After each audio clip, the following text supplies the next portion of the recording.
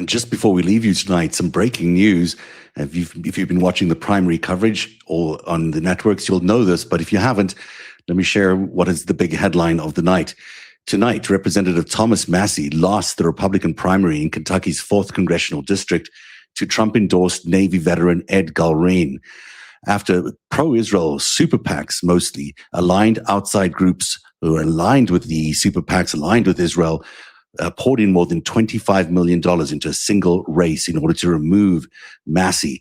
I've already seen 1 million different pundits show up on TV tonight saying this is an example of why Donald Trump has his base. This is why the GOP is Trump's party. And this is why everyone should be following what Donald Trump says to the T, because Donald Trump is still the leader and the trusted leader of the GOP. But of course, when you look at those numbers, when you look at exactly who poured in the money into this campaign, it's pretty obvious that it's not because of Donald Trump. It's not Donald Trump's money that's getting Massie unelected in this primary. It is, in fact, Israel's money, or in groups that are tied to Israel. If you just look at the breakdown here, as we have it on the screen, $19 million came in against Massie. Now, there was money on the other side, about 15 million, but probably less, that came in to endorse Massie. So in total, $34 million was spent on this campaign, making it the most expensive U.S. House primary in American history. So Massie won't be there on the ballot when this race is finally tested against the general population. However, he still has 7 months in office, and he can do a lot of things in those 7 months while he's in office. And he might even expose even more Epstein names as he does that. So he has to get another look at this breakdown. The total race spent $34 million, outside super PACs, $25.8 million in total. Trump-aligned network, basically Miriam Adelson and some other very prominent, Paul Singer is another one, Jewish and Israeli-aligned investors, more spending $20 million there to unseat Massie, and they succeeded. There was $4 million as well from the Republican Jewish Coalition, and $2.6 million from AIPAC, all lining up against Massie.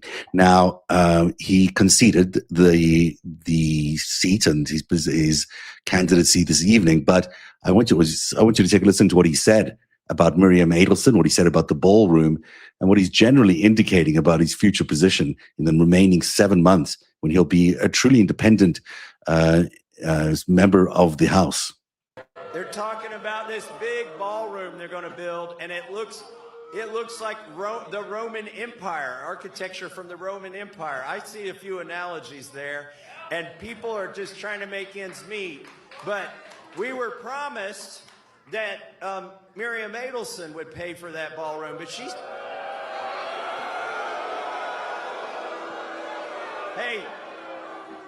Hey, she spent so much money in this race, they're going to have to reduce the footprint of that thing. But here's one thing I saw on Fox. They were saying, oh my goodness, we're ready for war. We're about to restart this war. We were supposed to restart this war today, but we can't restart this war today. The war can't start today. They said we got to wait a day. And then it occurred to me, where was the Secretary at War yesterday? He was here. Listen. Wait. No. Look on the bright side. No more wars. No more wars. No more wars. No more wars. No more wars.